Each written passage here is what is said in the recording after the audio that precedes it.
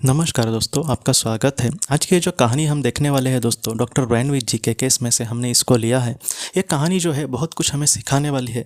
अगर हमने किसी अपने को खोया है तो उनको लेकर हमें यही लगता है कि वो हमसे एकदम दूर चले गए हैं, अब उनका हमारे साथ कोई भी रिश्ता नहीं है। कुछ लोग ये भी सोचते हैं कि उनका अभी तुरंत जन्म लिया भी होगा उन्होंने, इसलिए वो हमसे एकदम दूर चले गए हैं। ऐसे कभी भी नहीं होता दोस्तों। अगर हमारा उनके प्रति और उनका हमारे प्रति सच्चा प्यार है तो ऐसे जो लोग हैं वो हमसे कभी भी हमेशा के लिए दूर नहीं जाते। उनकी जो आत्मा है या फिर उनकी जो ऊर्जा है हमेशा हमारे साथ होती है दोस्तों।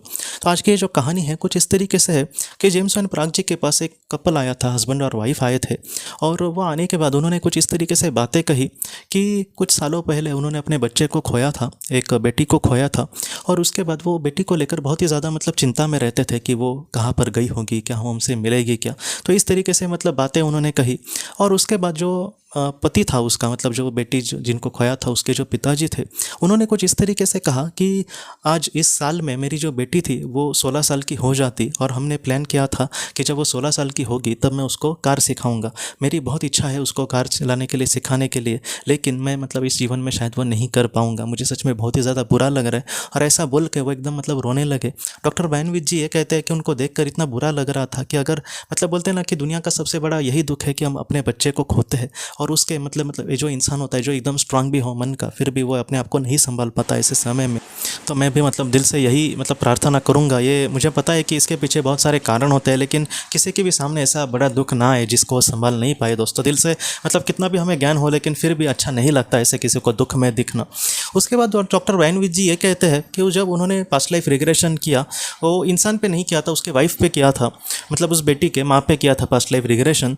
तब उस माँ को अपनी जो बेटी थी उसकी आत्मा जी जो थी दोस्तों, वो पास्ट लाइफ रिग्रेशन में उसके सामने आई। ऐसे बहुत कम बार होता है पास्ट लाइफ रिग्रेशन में। ज़्यादातर आत्माओं को हमको हमारे पहले के जीवन देखते हैं, लेकिन बहुत बार ऐसा भी स्तर होता है जहाँ पर हमारे सामने वो आत्माएं आ सकती है दोस्तों। कुछ डॉक्टर ब्रायन विच जी के साथ भी ऐसा ही हुआ था। उन्होंने अपने एक पहले बेटे को खोया था और उसको खोने के बाद वो जब पास्ट लाइफ रिग्रेशन कुछ सालों के बाद अपने आप पर जो उन्होंने किया, तब उसके पहला जो बेटा था जो चला गया था, उसकी सोल उनके सपने में PLR में उनके सामने आई थी। तो इस तरीके से सारी चीज़ें हुई।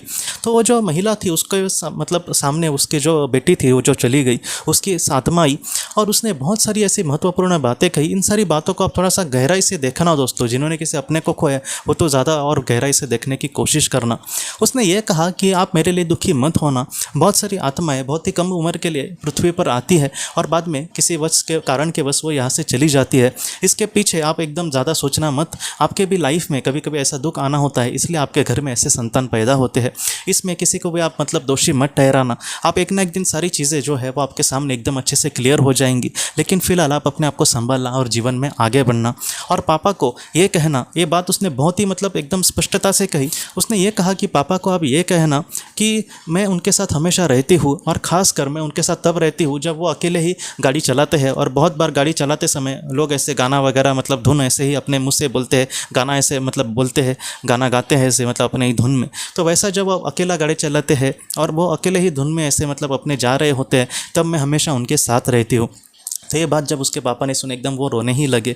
और बाद में उसके बेटे ने कहा कि जैसे वो उन्होंने कहा है कि जब मैं 16 साल की होने वाली थी तब वो मुझे गाड़ी चलाने वाले थे, अब उनको ज़्यादा चिंता ही करने की ज़रूरत नहीं है क्योंकि मैं हमेशा उनके साथ होती हूँ। आप दोनों कभी भी अकेला अपने आप को मत समझना। हमारे जीवन में कभी कभी ऐसे दुख लिखे जाते हैं हमारी आत्मा के विकास के लिए, जिस वजह से हमारे सामने ऐसे दुख आते हैं, लेकिन आप अपने आप को कभी भी अकेला मत समझना। मैं अभी जिस दुनिया में हूँ वहाँ पर मुझे किसी भी चीज़ की कमी नहीं है। मैं यहाँ पर बहुत ही खुशी से अपना कार्य करती हूँ। पृथ्वी पर जिन सारी चीज़ों को मुझे इच्छा थी करने की, यहाँ पर भी मैं उसको बहुत ही अच्छे से कर सकती हूँ। यहाँ पर मेरी जो शिक्षक है या फिर जो पवित्र आत्मा है बहुत ही प्यार से मुझसे बात करते हैं। मैं यहाँ पर सच में बहुत ही खुश हूँ। मम्मी पापा आप प्लीज़ अपना अच्छे से ख्याल रखना। मुझे बस यहाँ पर आने के बाद तुम दोनों की ही फिक्र होती है। आप मेरे लिए ज़रा भी दुखी मत होना। अगर आप अपने आप को अच्छे से संभालेंगे, आप अच्छे से अपने कानपन पर ध्यान रखेंगे, तो मैं भी इस दुनिया में बहुत ही खुश रहूँगी।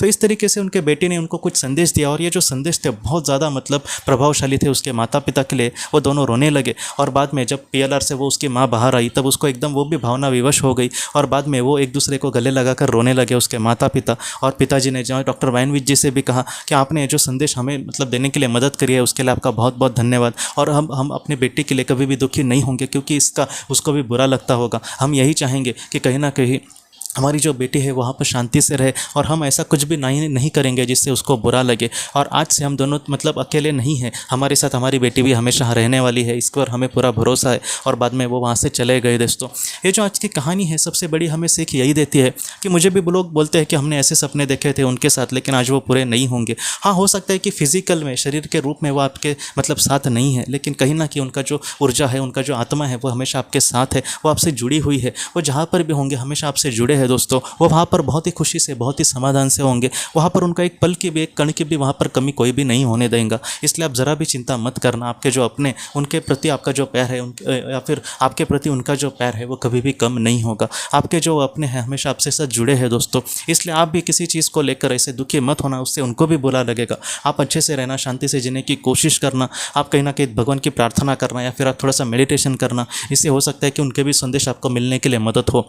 बाद में अच्छे से आपका अपने खान पान पर ध्यान देना। कुछ लोग अच्छे से खाते पीते ही नहीं है, तो उनके करीबी लोगों को भी बहुत बुरा लगता है। तो आप ऐसा कुछ भी मत करना जिससे उनको बुरा लगे। आप ज़रा भी चिंता मत करना दोस्तों, आपके जो अपने हैं हमेशा आपके साथ है दोस्तों।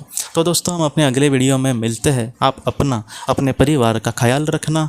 आपका बहुत बहुत धन्यवाद। अगर आपने किसी अपने को खोया है और अगर आप किसी जेन्युइन भरोसेमंद थेरेपिस्ट की तलाश कर रहे जो आपके अपनों के संदेश आपको दे सके, तो आप इस नंबर पर व्हाट्सएप मैसेज कर सकते हैं। हम जितना हो सके आपको किसी अच्छे थेरेपिस्ट के बारे में बताने की कोशिश करेंगे जो आपको बहुत ही अच्छे से संदेश दे और आप अपने जीवन में आगे बढ़ पाए। आपका बहुत बहुत धन्यवाद।